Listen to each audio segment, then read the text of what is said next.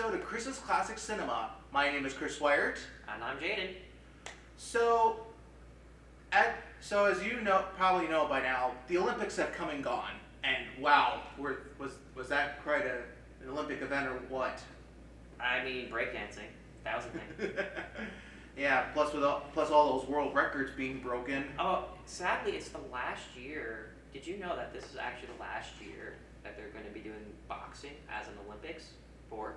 Wow. Speaking of boxing, our first movie. Yeah, we'll get to that later. Yeah, and if I recall, the next Summer Olympics will be in Los Angeles. I'm going to actually make an attempt to do a West Coast tour with ending in LA. Like, I've never been to the West Coast in my life. The furthest west I've ever been in my life is Roswell, New Mexico. Heck of a noteworthy town, though. Well, you're lucky. The farthest I've been west was Fargo, North Dakota. I've been there. I sneezed through it once. I had a sneeze on the highway, and apparently I drove through Fargo doing it. Yeah, well, I had to stop there for one of my cousin's weddings. Yeah. So anyway, when it comes to the 4 films we're doing, they're all sports films in honor of the Olympics that have come and gone. And it's a variety of different sports. I mean, you got boxing, you got bicycling, Track and field. Yes, and also golf. Mm-hmm. Golf is an Olympic sport. Barely, but yes. Yeah. With that in mind, we're going to our first film.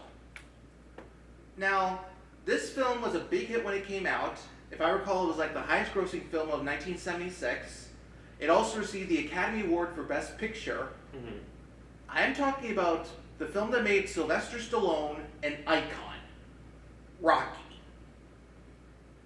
In Philadelphia, a down-on-his-luck boxer finds himself against the competition of a lifetime, battling against a boxing champion and while that, he also finds romance, he struggles with his new coach, but it's like the underdog story. It is. It is when people talk about the ultimate underdog story, one of the first films that gets brought up is Rocky. That is like one of the that is like the movie to talk about when it comes to underdogs. Yeah, and I can definitely right behind Karate Kid in my opinion. I think Karate Kid's more so than Rocky, but yeah. Well, when it comes to Rocky, this was like one of the films that basically marks the 70s. Not only did it mark the 70s, but it marked a lot of different trends in film.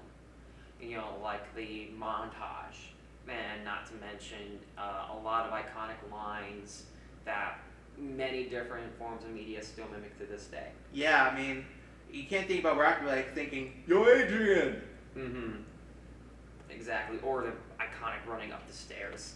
Oh yes, in Philadelphia. Yes. And those landmarks are still iconic in Philadelphia to this day, thanks to that movie. A lot of them are, yes. Yeah. With that, let's talk about the cast. You have Sylvester Stallone as Rocky Balboa, and this was basically the role that made him an icon. Yeah, and the thing is, the movie, believe it or not, the movie had a very difficult time with pre-production because Sylvester Stallone wrote the movie. That is correct. Not only did he write the movie, but he was inspired by a boxing fight between Muhammad Ali and another lesser-known boxer. I think the name was Webner. Oh. And the thing is, Sylvester Stallone, when it came to the Oscars, he was actually nominated for both Best Actor and Best Original Screenplay. Yeah, and the funny thing about the fight between Ali and Webner, Muhammad Ali and Webner, is Webner actually sued Sylvester Stallone in pre-production because the fight was just too similar and it was too obvious that it was a rip on that.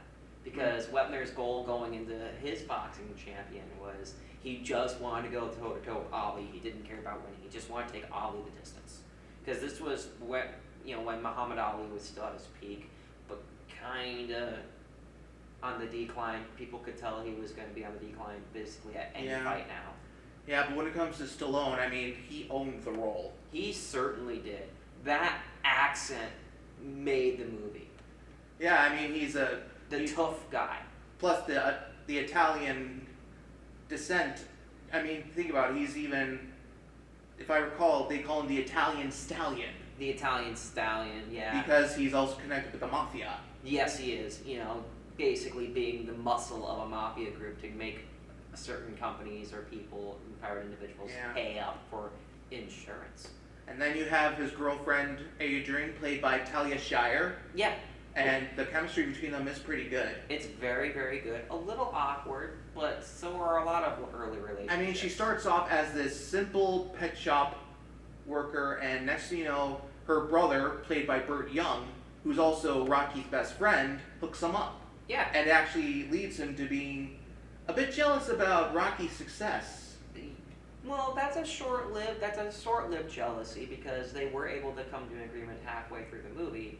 And then you have his opponent, Apollo Creed, played by the late great Carl Weathers. Yeah, yeah. And an interesting thing was they actually did want. They were trying to find several actors and actresses to fill the shoes of being the star role. Because Sylvester Stallone, even though he was the star of the film, he wasn't exactly a big name in Hollywood yet. That is true. I mean, this was way before... This was before Rambo, this was before any of that.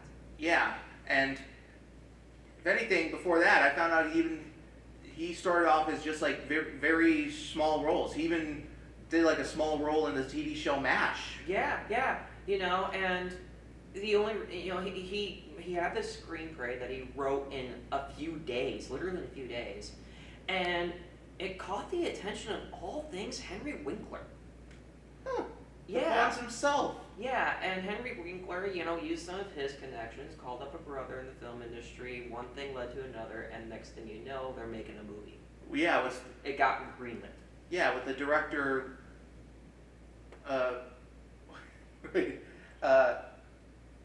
Evelson. Yes. And an interesting thing about the cast is they were all rolled, like, you know, they did casting calls and roll calls for the movie way late into pre-production, like later than you typically would for a movie, Hollywood movie blockbuster. And let's talk about the coach. Yeah. Played by one of Hollywood's best stars, Burgess Meredith. Yeah. Now he's a mean son of a gun in that movie, isn't he? Yeah, but you can tell how much he cares about Rocky wanting to be the best. Well, yeah. Well, that's why he was a mean son of a gun to begin with, because he hated how that potential was just going to waste for the mafia. Yeah. And that's why he was coming down hard on Rocky all the time in the movie at the very beginning. You know, even Rocky going, why do you have to come down on me all the time? Every time I come in here the last 10 years. And he's like, because you wasted potential. It's that thick accent that really I can't seals do the it. deal. I can't do it. You're talking to a Midwestern German person. I cannot do a thick Eastern American Italian accent. But the thing is, when it comes to Burgess Meredith, this movie earned him his second Oscar nomination. Yeah. For Best Supporting Actor. Mm-hmm. His first nomination was a few years earlier for a movie called The Day of the Locust. We've talked about Day of the Locust, I believe, once or twice before. Or at least it's been brought up. Yeah. Now let's talk about the movie itself, because when it comes to the locations they do in Philadelphia, it's not like there's a lot of landmarks I never imagined were in that city. I mean, normally when I think about Philadelphia, I think of Independence Hall with the Liberty Bell. Yeah. And, you know, you going off that a little bit, it's not the landmarks that surprised me, but how filthy the city was. No offense to people in Philadelphia. No. This wasn't just a Philadelphia thing. This was the 1970s. Remember, we're talking peak smog years for a lot of cities. Oh, yeah. You know, Philadelphia was guilty of it. New York was, I mean, you know, in the 1970s, Times Square was a red light district. Huh. Imagine that. Like the glorious Times Square that we all know and love today was a red light district in the 70s. You know, like most of America's cities in the 70s were run down, dumpy, trashy, smog-ridden. Like even in the montage portion, you know, that's where I picked up on it, was during the montage where but Rocky is literally running down like a small street with a bunch of people walking back and forth. You didn't notice all the trash that was just laying about and literally bins of trash burning, and then somebody just tosses him a fruit from behind off the scene. And I'm like, I wouldn't eat a piece of fruit somebody just handed me on a street like that. You know, it was just a tough city, which kind of added to Rocky's character of him coming from a tough background in a tough city. You know, literally definition of a street boy. Yeah, and also when it comes to the fight itself, it was also to be in honor of the USA bicentennial. Bicentennial, that's correct. You know, and that's the dichotomy of the relationship between Rocky and Apollo was Apollo Creed. He came from, you know, he's basically in the limelight right now. Every time we see a scene with him, he's surrounded by suits and ties. He's surrounded by secretaries. He's got tech all around him, you know, like color TV and stuff like that. And then next, you know, right when the fight starts, he comes out as George Washington and dresses up as Uncle Sam. Yeah. To show how American this fight is. Exactly. Yeah. You know, and there are other interesting technological advancements the movie had made. I mean, the editing. I mean, if it wasn't for the editing, that montage wouldn't have been so iconic. Not just the editing, but the Steadicam. Oh yeah. This was one of the very first times a Steadicam was used in a AAA film. If any of you don't know what a Steadicam is, basically it's a guy running with a camera attached to him in like a backpack facing forward or something like that. Yeah, and they got a really big gimbal on it, like a gimbal on the camera itself, basically to kind of steady the camera from all the shaking and everything in a moving shot. A perfect example of the Steadicam would be that one shot with the boy on his tricycle in The Shining going through the hotel. Or to apply to Rocky, the wrestling scene, you know, the boxing scene, the montage scene. Both scenes were using the gimbals and the Steadicam. Yeah. I also love the fact that Rocky, those turtles are actually Sylvester Stallone's, and they're still alive to this day. Oh, no kidding. Yeah, Cuff and Link. Oh wow, that's actually kind of. He still has those turtles to this day. That's wholesome as hell. Too bad he doesn't have that goldfish Moby. Yeah. No, I don't know when that fish Moby Dick died though. I had a goldfish last about 10 years, which was above average. Yeah. Yeah, well. Yeah. And like I said, this movie was a huge hit. I mean, it was the highest grossing film in 1976. Mm-hmm. It received 10 Oscar nominations. Mm-hmm. It won 3. Best Picture, Best Director, John G. Avildsen, and Best Film Editing. Yeah. Sylvester Stallone was nominated for both Best Actor and Original Screenplay. Talia Shire was actually nominated for Best Actress. Both Burgess Meredith and Burt Young were nominated for Best Supporting Actor. Mm-hmm. And of course, it was nominated for Best Song, Gonna Fly Now, and that song is basically one of the most pumped up. It's the montage song.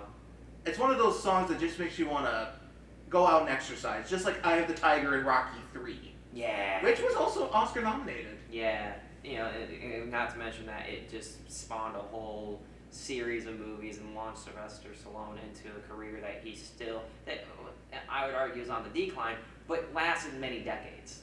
Well, I mean, think about it. Recently, he was now he's doing TV right now with that TV show Tulsa King. If you say so, I haven't watched TV since 2014.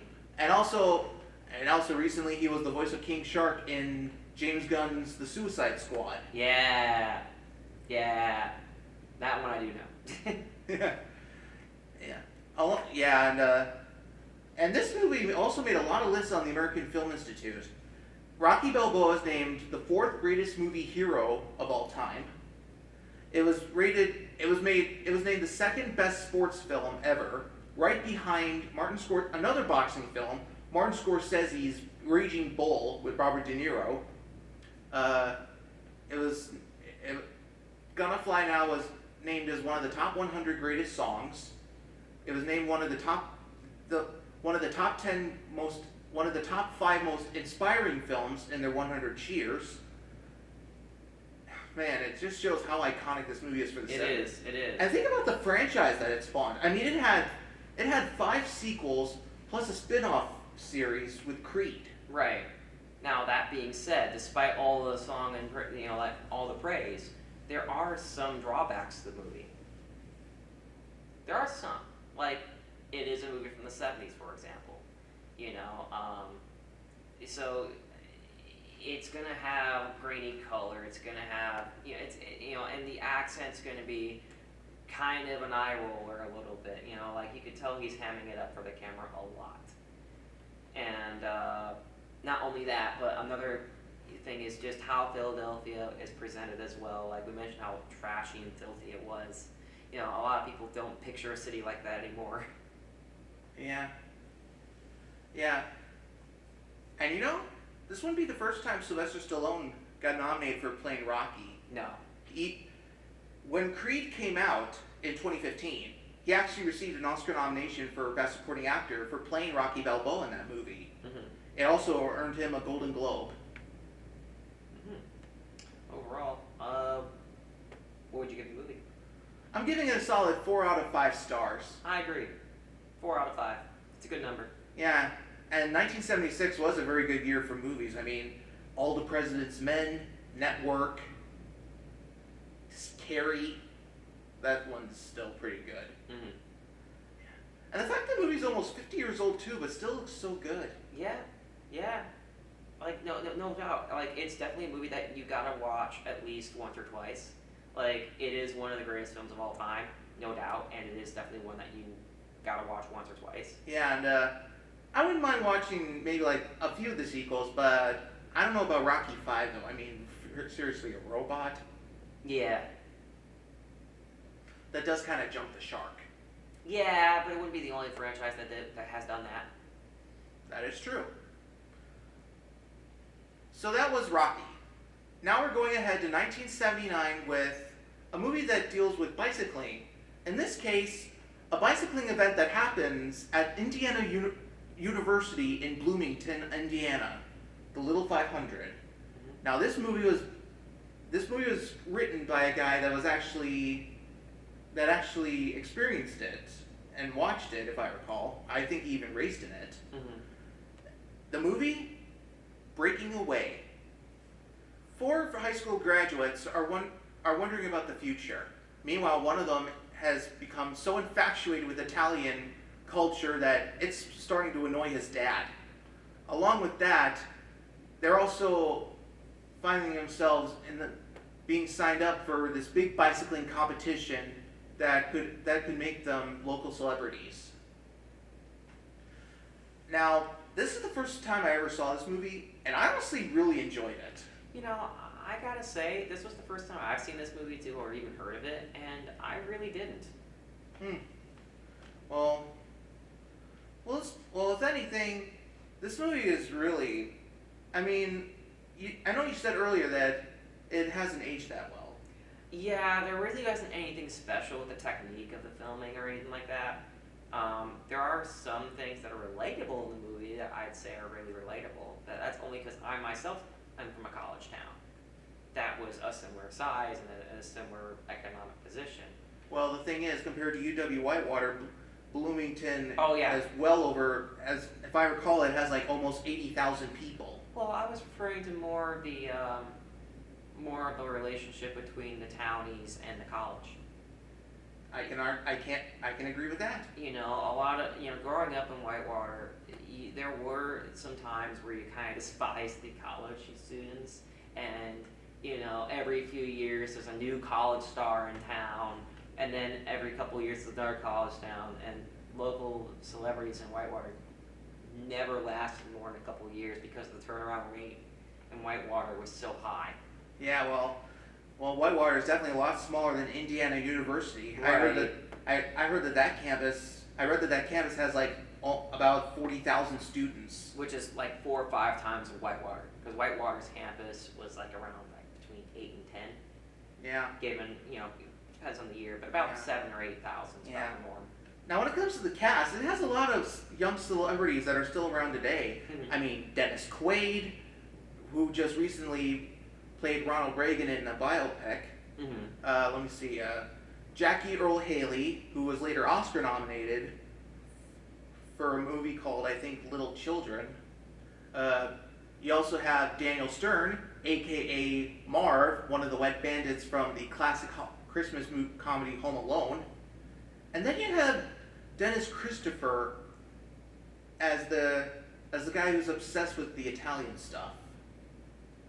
Now, when it comes to those four guys, they really work well together as a bunch of teenagers. They're just out of high school and they're just trying to wonder what's going to happen next. Yeah, and some of them think they've got it all figured out, and others are still wondering what to do. Our main protagonist, he thinks that he's gonna be just go to Italy and be a professional bicyclist or something. He thinks that bicycling is going to be his future.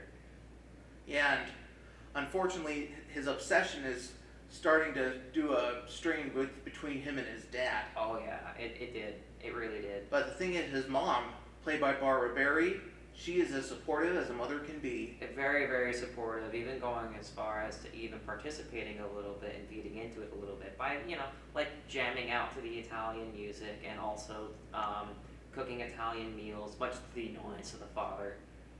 He's like, I want American food. I want French fries. Yes, the Americanist American foods.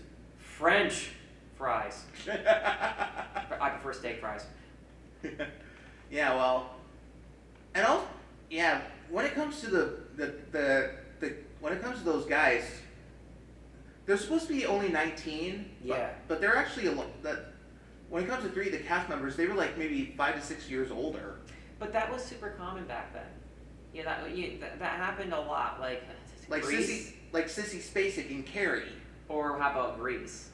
Of course, with Olivia Newton-John and John Travolta. I mean, there's no way they were 18. No, not at all. Or heck, going back even further with one of the earliest examples I can think of, It's a Wonderful Life. Oh yeah, when James Stewart was playing a high school student. Yeah. Even though he was like in his 40s. Yeah. So it's super common that but it wasn't a believable age gap. Like you could looking at the four of them, you could tell that they look older, but the fashion was older. You're talking mid to late 70s after all. And this was around the time my parents were graduating high school. It's definitely they definitely fit the bill. Four hooligans who were just trying to make it. Yeah, and then you have the girl who Dennis Christopher's character falls for. Yeah. He's literally singing Italian opera to her to woo her. Yeah, and it ends up getting him in trouble. Yeah, and but at least that relationship ended on good terms. It did, and I think my favorite scene in the movie was actually the immediate scene after the Italian singing. Oh yeah, with Daniel Stern getting beaten up. No, I'm talking the one after that where they go into a campus hangout area, like a bowling alley. And they end up fighting. Yeah, but most of the time one of the guys is literally using a bowling ball that's stuck to his hand as a weapon, which I thought was brilliant. I thought that was great. And this movie is also part comedy. It is touted as a comedy. There are a lot of silly elements in the movie, and maybe that's partly why I don't care for it too much. Is because I honestly felt that the boy being infatuated with Italian culture, I found it kind of annoying myself. Well, for all we know, maybe he has ADHD like both of us. And even at the end of the film, you could see him start to pivot to French. Yes. The Tour de France, and then another college girl moving in that he falls for. Yeah. Yeah. And when it comes to his dad, I mean, he's a used car salesman. Not just any used car salesman, a 70s used car salesman, a stereotypical 70s used car salesman, down to selling clunkers. Yeah, and that whole scene where he couldn't do a refund, that was pretty funny. And he ended up in a hospital bed. Literally had a heart attack over not being able to get money back. Yeah.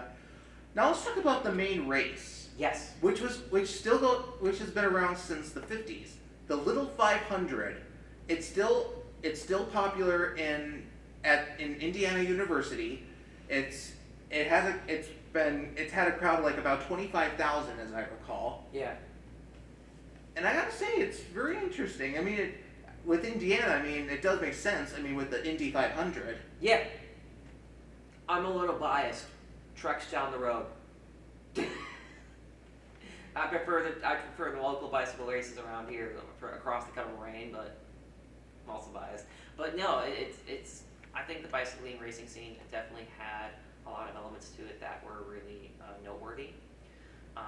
One element, of course, like literally strapping his feet to the pedals. Yeah, especially after he got hurt. Yeah, exactly. You know, because his other three friends, like, they weren't bicyclists, not really. You know, they were only really doing it to kind of just prove a point and stick it. You know, kind of stick it. You know, hold it, sticking one up for the cutters. I mean, when it comes to Dennis Christopher's role, I mean, he was literally bicycling right behind a full-size semi at like 60 miles an hour. Oh yeah, and a fun fact about that is they actually did bring in some professional bicyclists from the era to actually like get them to be good bicyclists. Yeah. You know, so that they can actually like do not hire stuntmen. I mean, a lot of the scenes with bicycling were not faked. You know, they were genuine. Like they were actually like pedaling their butts off. Yeah. I also love the locations too, especially that. Oh, yeah. I mean that whole quarry with that pool. The quarry with the pool, and also I actually found out that a few years ago, about 2/3 of it was filled due to like. to so many tourists actually still because the movie did was kind of had some notoriety, especially for the locals. So the landowners actually having problems with trespassing. Yeah.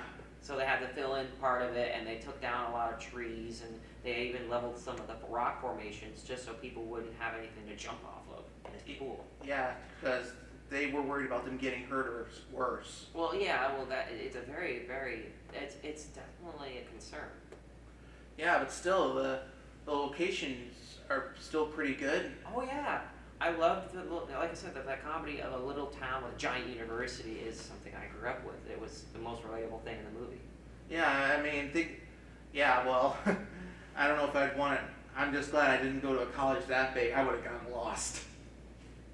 You would think so, but I've perused down UW-Madison. If you pick a direction, you'll find your way. Yeah.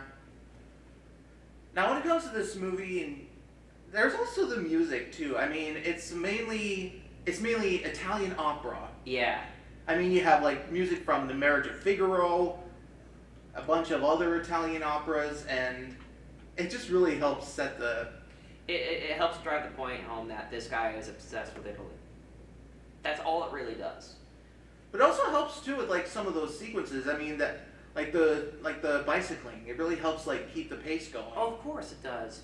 I just felt that there may have been better choices for music at the time, especially in the 70s. You know, you rock and roll was still out high. Like, in my opinion, like, yeah, it would have helped in some instances to have Italian music, but I think that there could have been better choices for music. Yeah, well, if anything, this movie was okay. Was a success at the box office. It wasn't like one of the top 10 of that year. No, they made about $20 million, and I believe the budget was only like around $2 or $3 million. So they definitely they added a digit to the pocketbook. But it did make stars out of those guys. I mean, look at how popular Dennis Quaid is even to this day. Yeah, I guess so, in a way. I mean, and also Daniel Stewart. We wouldn't have had. Think about it. Think about Home Alone. Yeah, that's true. Home Alone was definitely probably like the movie. Yeah, and when it comes to Breaking Away, it ended up receiving 5 Oscar nominations, including Best Picture, Best Director, Peter Yates, even the woman who played the mother, Barbara Barry. She was nominated for Best Supporting Actress. I believe they only won one though. That is true. It won for Best Original Screenplay. Yeah, and it is a good story. I think that the story itself is really good. In fact, my favorite, personally, I just didn't care for the movie too much. Something about it just rubbed me the wrong way. Like, my favorite thing about the whole movie was the Mercedes. Oh, yeah. Which was a nice car. That's a nice, yeah. that was when, even now Mercedes is like, wow, that's a nice car. But if you see a college student rolling around in a Mercedes like that, that's money. Like, that boy had money. Yeah. He came from rich money. Yeah. And even though the movie didn't win the Oscar for Best Picture, I found out that it actually did win the Golden Globe Award for best musical or comedy motion picture. No, that I can believe. That I can definitely believe. And yeah, and it was the same year as one of the very popular musical films of that year, All That Jazz with Roy Schneider. And I've heard of that movie, but I haven't heard of this one. Yeah. So it was also made many lists too. Like Rocky made the top 10. The American Film Institute named it as one of the top 10 greatest sports films, one of the top 10 most inspiring films. So that just shows how, and I'm sure it still has its viewers to this day, especially with teenagers. Or anybody that just says, well, I don't know about that, Well, honestly. I would be surprised if it's still very popular at Indiana University. Well, I'm sure maybe at Indiana University, but there just really isn't that many elements of the movie that I don't think teenagers could relate to. Like, I don't think there are many teenagers that could relate to owning a muscle car that's beaten to heck and back, or a Mercedes. I don't think that there's many people that are interested, that would go out of the way to watch this movie for bicycling, especially when you have Armstrong and you have the Tour de France and you have so many other more modern equivalencies. Well, Armstrong wouldn't be good nowadays, especially with the scandals. Especially with the scandals, but you know what I'm saying. There are, I think, there is better material out there to represent the world of bicycling, especially bike racing. Yeah. I mean, like, I don't know, maybe tuning into WLLO TV for some track coverage occasionally. Maybe. You know? So if anything, what would you give this movie then? I'm gonna give it a 2.5 out of 5. Like, it's not like there's anything inherently wrong with the movie. I just felt that even for its time, there were a lot of aspects of the movie that were quite dated. Alright. Well, you may be giving it that, but I'm giving it 4.5 out of 5 because Really? I thought this was an amazing movie. I mean, it's very simple. It's that classic coming of age story about high school graduates, and plus the race itself really packs a punch. Yeah, I mean, I'll admit that in the last half of the movie, I mean, it's the first half that was really hard to watch and was kind of drawn out, but the last half did definitely pick up a little. But I am still only giving it 2.5 because I felt that the story has been done before. It has a lot of the common tropes in the story element. It's not really a groundbreaking film. Well, to each their own. So that was Breaking Away. Now we're going a year ahead to 1980 with what is considered one of the funniest sports movies ever, and I can definitely see why. Oh, yeah. So, question. How much would you bet if they picked their nose? What? I'm referring to the scene in the movie. Oh. How much money would you put down for somebody to pick their nose? That's an actual scene in the movie. They placed a bet. Introduce the movie. The movie she's referring to, Caddyshack. A high school kid finds himself a caddy at a fancy country club right when a noble rich guy comes in and starts a rival, and next you know there's a rivalry between him and the owner of the country club, and it's chaos. Because that's only one of 3 plot points. There's 3 different storylines happening in this movie. That's only one of them. And I mean the third one would be the groundskeeper trying to catch the goal for That's 2. What's the third one? the boy trying to Webb. Webb. Oh yeah. Now this movie is considered one of the funniest sports movies ever. And It is. I wholeheartedly agree. This is my childhood. This, Caddyshack 2, and another comedy film from the 90s that was in golf, Happy Gilmore, basically those were the 3 movies that got me wanting to play golf. Yeah, well. In high school. Yeah, well, I know Caddyshack 2 doesn't get a lot of love nowadays. Oh! Hot take, I think it's better than the first one. Hot take, I know. Yeah. With that in mind, let's talk about the cast. Now, you had some big comedians of that yeah. time. I mean, Chevy Chase, Rodney Dangerfield, Ted Knight. Bill Murray. Of course. Right around the time he was still doing Saturday Night Live. Yeah, this was basically his breakout film in Hollywood. Like, he was doing Saturday Night Live before that, but this was basically the movie. And funny thing is, Bill Murray was actually closer. This movie was actually much closer to home than you think, because his two brothers were the ones that actually made this movie a thing. That is true. One of his brothers, Brian Doyle Murray, who you might know as a voice actor because he was like the Flying Dutchman in SpongeBob. Yeah. He co-wrote the script. Yeah, he not only co-wrote the script, but Bill Murray did too. And this movie was heavily inspired by random shenanigans from when they were a caddy. And even the director was a caddy and was able to put in a little bit of his own flair. And this movie was literally a compilation piece of all of their funniest moments of being a caddy when they were kids. Yeah, and So a lot of the elements of the movie, a lot of the scenes in the movie, were real stories. plus a lot of them were improv, I hear. Yeah. Yeah, I mean, like a lot of lines from Rodney Dangerfield. Oh yeah. Now let's talk about him. He's the new rich guy. He comes into the country club, and next thing you know, basically the guy in the country club is like, "I want you out of here." I'm cringing because I'm imagining how much pain I'd be in to carry those darn golf clubs. I've carried vintage golf clubs. I'm a left-hand golfer. I played golf for 4 years. I'm a left-hand golfer. Left-hand golf clubs, hard to find. But when I first started out, when I was still learning, all I had was a vintage set from like the 80s. And those weighed a ton, like 30 pounds. And that was just for a no-frills basic golf club set. I love the fact that also his golf bag also has a TV in it. Exactly. It has a TV in it, has a small bar in it, it has all the bells and whistles that you can think of. And golf club sets back in the day were like 40, 50 pounds. How much did that golf club set weigh? 100, 150 pounds? It probably weighed more than me. Like, my back is screaming in pain just looking at that golf club set. Going, I can't wield that. There's no way. There's no way I could use that. The clubs alone are probably each weighing like 5 or 10 pounds apiece. Let's talk about the owner of the country club because he just despises Rodney Dangerfield's character. Why? Because he had to pick up the golf clubs? No. We all know why. It's because he is an upstanding gentleman. Golf is a gentleman's game, darn it, and he wants to keep it that way. Nobody should just saunter on in with trick clubs and make a mockery of a game. Yeah.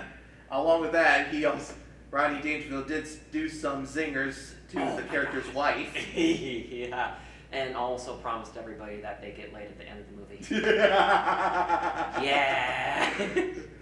With that, 70s. let's talk about the main character played by Michael O'Kee. Mm-hmm. He's the simple high school kid who's trying to think about his life after high school. And next thing you know, he has this potential of getting a scholarship from being a caddy. Yeah. And you also have Chevy Chase as the guy who sort of teaches him. Yeah, he's the playboy of the club and owns like half the golf course and, old money, really with it. And he himself, it's actually a fun fact about Chevy Chase, but we'll get into that. Yeah, and when it comes to the high school kid, he has his girlfriend who also works there, and he also finds himself attracted to the country club owner's niece. Yeah. Who basically has it. Yeah. I mean, heck, one of the guys even called her Madonna with meatballs. Huh. Well, we're not going to get into that too much. For obvious reasons. Yeah, well, the thing is, the country club owner doesn't want him around his niece. No, well, it wasn't until towards the end when they were ending up fooling around that they're like, this didn't happen. You still get the scholarship, but you aren't saying a word about this. I mean, that whole scene with him trying to knock him out with a golf club. Oh, yeah. Well, yeah. He even going into the door like straight out of Jack Nicholson in The Shining. And this movie was actually released just a few months after that. Yeah, so you can tell that was definitely like a jab at that. There are so many iconic scenes. The one that's lived in my brain the most, rent-free, is the bet with the one caddy picking his nose. Yeah. I'll give you $50 for each the booger. Just out of pocket things like that. It's like, yeah, if I was sitting at a golf course and this was a boring golf game, I feel like me and my friends would do the same thing. And next thing you know, Rodney Dangerfield and Ted Knight keep betting each other more and more cash. Next thing you know, they're up to like 80 grand. No, 160. Yeah. 160 by the last hole. It started with, I think, 20,000 combined, and it was like 160 per person. Yeah. And even, and of course, the main character, he loses the scholarship, sadly. But Doesn't matter. Rodney's gonna give him A ton of money to pay for it. Now let's talk about Bill Murray, because he was hilarious. Completely unhinged. The only thing he does in this movie is try to catch a gopher. No, that's And not the true. Well, At the very first opening scene, where he's cleaning the golf balls.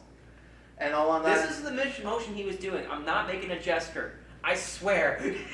Yeah. Okay, I know I talked about beating meat earlier, but for the love of God, we're moving with that, aren't we? Yeah. Okay. When it comes to Bill Murray, the jokes with him are just priceless. Oh, good lord. His movie career, yeah. It definitely set the tone for his movie career, especially with like movies like Ghostbusters and stuff like that. And all the movies he's been doing with Wes Anderson lately. Oh yeah, it definitely set a tone. It really did. And then you have him always going after that gopher, Oh yeah. who's not even a real gopher. It's like a puppet. Man, the one thing that, okay, I just like the scene where he just nonchalantly eats the chocolate bar that's been mistaken for something else. Oh yeah, the baby Ruth. And the girl just completely passes out because she doesn't knows it's chocolate bar. And I'm like, yeah, I would have too. Yeah. No, I would have too. Yeah, this movie has a lot of. This movie's rated R, so it does have some dirty jokes. There is a lot of potty humor and a lot of, oh boy. Think about I it. wish I could tell you about most of the jokes. I can't. I'll never see Baby Ruth Barnes the same way again. I'll eat one tonight.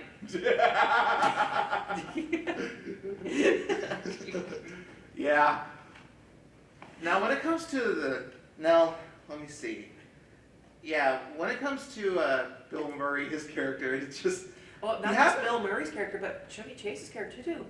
Fun fact: they were only in ever one scene, and it was done as an improv almost. Chevy Chase hitting the golf ball and the ball flying into the caddy shack where Bill Murray is, and Bill Murray and Chevy Chase exchange words.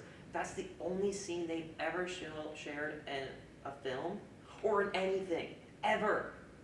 The only reason they did that scene was because the two weren't. They found when they wrote the screenplay that the two were never going to interact with each other, and they wanted at least one scene where they interacted with each other. Ended up being a throwaway gag. Yeah. Yeah. And they never interacted with each other since. They're still at least at the time of this filming, because they're both still with us and they're both still very active. Yeah, and Lord knows if they're ever going to be together. Caddyshack 3, please. Or for all I know, Saturday Night Live. That's Saturday Night Live's dead. Saturday Night Live is dead. Caddyshack 3, please. You've rebooted everything else. Reboot that. Yeah, and when it comes to, let me see. You made me lose train of thought. And put Adam Sandler in it because Happy Gilmore reference. That would be quite a crossover. Wouldn't it? Now you want it, don't you? Almost. Oh, yeah. It just wouldn't be the same without the great Bob Barker. No, it wouldn't, but I feel like they I feel like they could do something. Don't forget Carl Weathers, God rest him. The alligator would be around. I think they could presume the alligator. They can just take the alligator out. Yeah. Yeah, well, when it comes to I also love the scene with that Bishop playing in the rain. Apparently that actor is Henry Wilcoxon, and we've already spoke about him before because he was in some Cecil B. DeMille films. Yeah. And it was interesting seeing him in a comedy. Oh, yeah. Playing. You literally have the music of the Ten Commandments playing in the background as he's golfing. Which is great. That's pretty good. Yeah, and that was. Yeah, he wasn't even the lead role in the Ten Commandments. He played one of the main head of the Pharaoh's chariots. He ended up getting killed during the Red Sea parting. Mm-hmm. He was also an associate producer for the movie, if I recall. Yeah, this was one of those movies where there were a lot of different big Hollywood names and smaller Hollywood names involved because this was definitely a passion project. You can tell that this was a passion project for a lot of these actors and actresses. Yeah. And it showed. Like you could tell they had a really good time filming the movie and doing a lot of these bits.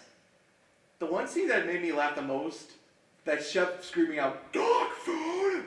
Yeah. That's like, imagine if that Gordon Ramsay acted like that. I can't repeat my favorite line in the movie.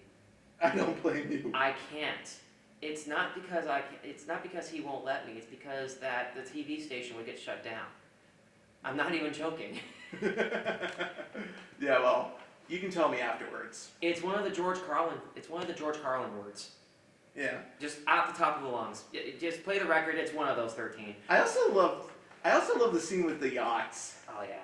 I mean, with Rodney Dangerfield driving that thing, and next you know, his anchor drops into the Ted Knight's yacht. He's like, you scratched my anchor. This whole movie is a trip, man. Yeah, it really is. I heard that some people even were stoned during the making of this movie. That wouldn't surprise me. Yeah, I think that, if I recall, like few cast members were actually. Let's be honest with ourselves. If marijuana was the only drug involved in this I'm not talking about marijuana. I'm talking about cocaine. Okay, I was gonna say if the Devil's Lettuce was the only drug involved in this movie, in making this film, I would have been surprised. Like straight up.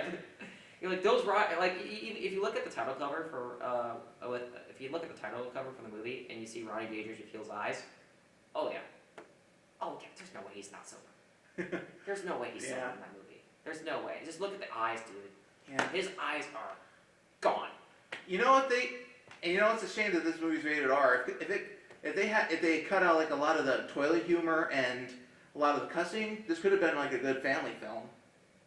This doesn't deserve to be a family film. Well, I'm sorry, it doesn't. Well, it has with the gopher. If you want a kidded down family version, you watch the sequel. Okay. I think that one's rated. I don't know if that one's only rated R or PG-13, but that one's definitely got a lot less potty humor in it. Yeah, well, if I recall, the sequel was a box office bomb. I still thought it was good. Yeah. I liked it a lot, actually. Yeah. I liked it more than the original, actually. And when it comes to this movie, Caddyshack, I mean, it was a success at the box office. Yeah. And the American Film Institute named it not only one of the top 10 greatest sports films, but also one of the top 100 funniest movies. And also, when it came to Bill Murray's monologue with that Cinderella story, they named it as one of the top 100 movie quotes. Yeah. Again, it's one of the movies that... It's in the hole. Yeah. It's in the hole. Yeah. All in all, what would you give this movie? 4.5. This is one of the movies that made me join golf. I'm giving it 4 out of 5. 4.5. This was one of those movies that I already had owned and seen 100 times.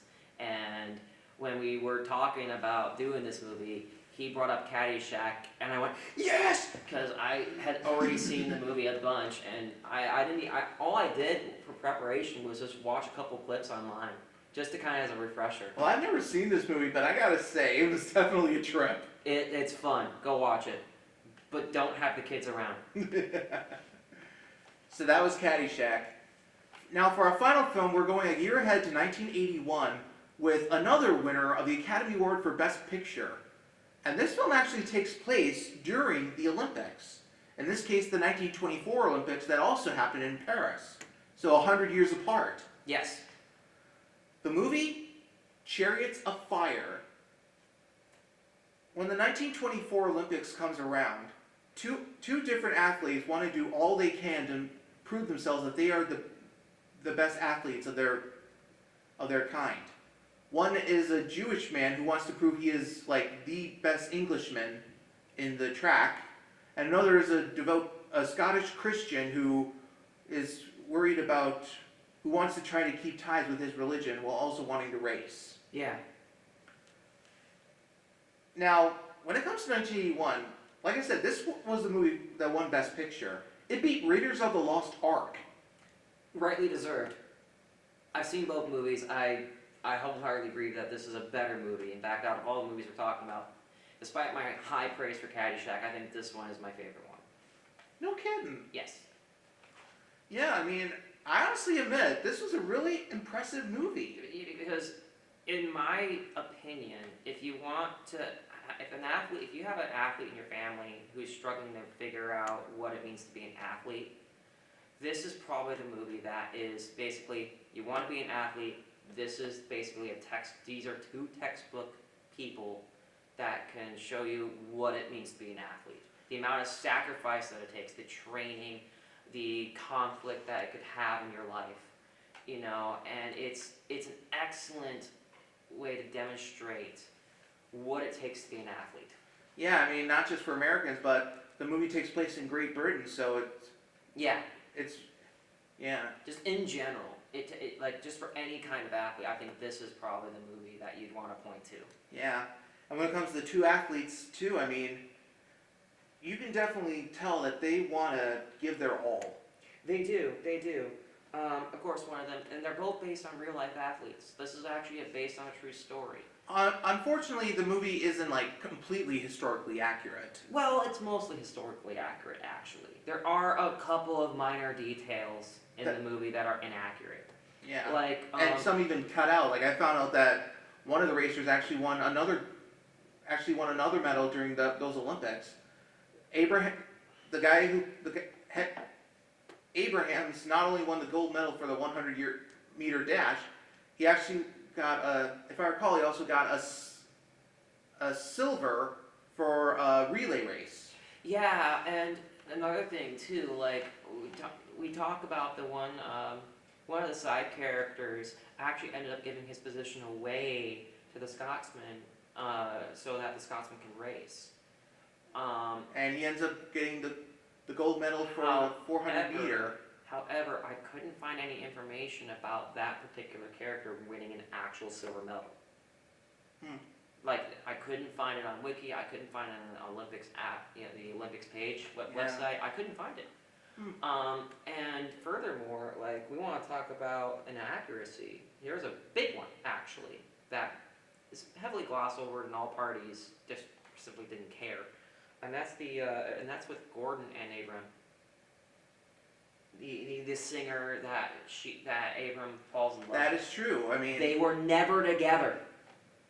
Yeah, and it was actually a different person altogether that Abram was with and engaged to. A different Cyril. Yeah. And they didn't marry until like over 10 years after these Olympics. Yeah. So like that's one those are like the only two I was able to find. Everything else seems to be pretty much above bar. Yeah, well, now when it comes to the main characters, I mean, you can tell how devoted they are to their religions. Oh, one is Jewish, another's Christian. When it comes to the Scottish Christian, he believes in he doesn't want to race in one race because of his beliefs. Well, he does and he doesn't, right? He felt that he was put on God's green earth to run. He was meant to not only be, because both men were really, really good speakers, right? Of course, we talk about the Jewish, we talk about Abraham. Yes, he was Jewish, but he was also a lawyer and a journalist. That's what he was going to school for. And so he had a strong passion for persuasion and an ego like no other. And had a lot of, because he was Jewish, yeah, there was quite a bit of pushback, but that was the reason why he wanted to be in the Olympics. That's why he wanted to prove himself, that despite he's Jewish, I am a true Englishman, I am going to do this for my university, despite you people discriminating against me. Yeah, and when it comes to the Scottish Christian, I mean, his sister is against him wanting to race. Yes, because they were going to be going back to the missionary in China, where they were born. Yeah, and the reason that he wanted to run was because it was his gift. He felt that it was his gift from God, and that not running in the Olympics was going to be against his conviction. Yeah. As being God, and they both had vastly different reasons for racing. Yeah. One did it because it was an obsession to prove a point, and the other one was because of his love of God. He was doing it for God. Now, when it comes to the side characters, I mean, they do a lot too. I mean, oh yeah, Ian Holm as Abraham's coach. Yeah. Now, he was definitely now, you can tell that the guy is very dedicated to wanting to help Abraham's. Oh yeah. I actually found out that Ian Holm was even Oscar nominated for his performance. Yeah. Now, Ian Holm, I mean, a lot of you know him as Bilbo in the Lord of the Rings movies. Mm-hmm. But it's interesting seeing him in a completely different role. It is. And even some of the other side characters who were doing their own versions of training, like jumping the hurdles with the glasses of wine to make sure they don't spill drop. Oh yeah, that was Just actually pretty impressive. Little details like that throughout the movie that were really sprinkled in that were really good. Like, this is probably a detail that most people aren't going to notice, but let's talk about the set a little bit, because we're talking about a movie that takes place in the late teens, early 20s throughout, right? And one of my things that I'm into is cars, and what I noticed is when they were in France, it was only vintage French cars. And vice versa for Britain, it was only vintage British cars. And that level of attention to detail is something that a lot of movies, I think, would gloss over. Even with the costumes, I mean, they wanted to be authentic. They were very authentic. Everything about this movie was extremely authentic, except the music. Yes, the music. But I love the music. courtesy of the Greek composer Vangelis, and this was the film score that made him an icon. If you want to talk about the montage of this, I didn't know this was the movie that had the beach running scene. Yes. With the iconic music that was inspirational. I didn't know this was the movie. And the theme is still like one of the most iconic music compositions in film history. It is literally like it was even like spoofed in a later Olympic ceremony with Mr. Bean in 2012. Like they actually did a recreation of it in 2012, and it's been redone over and over again. It's like one of the single most iconic Olympiad scenes ever.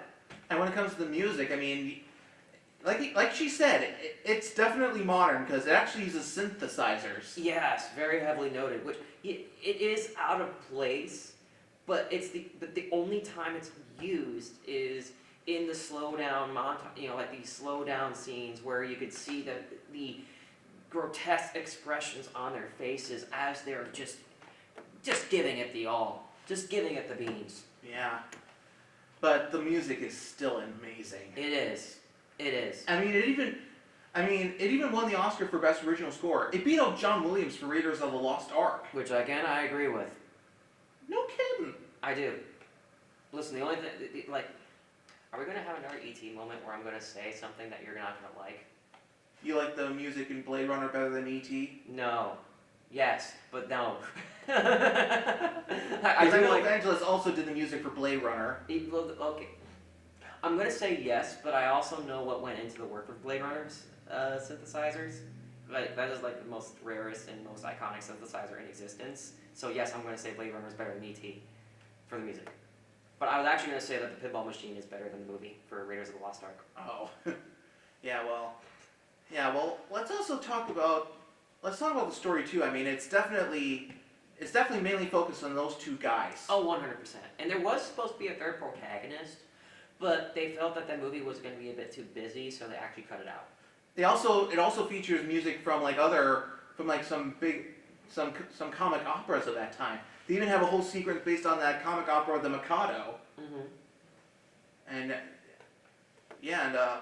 it was. I gotta say this movie is definitely one of those movies that would definitely inspire future athletes. I think it would.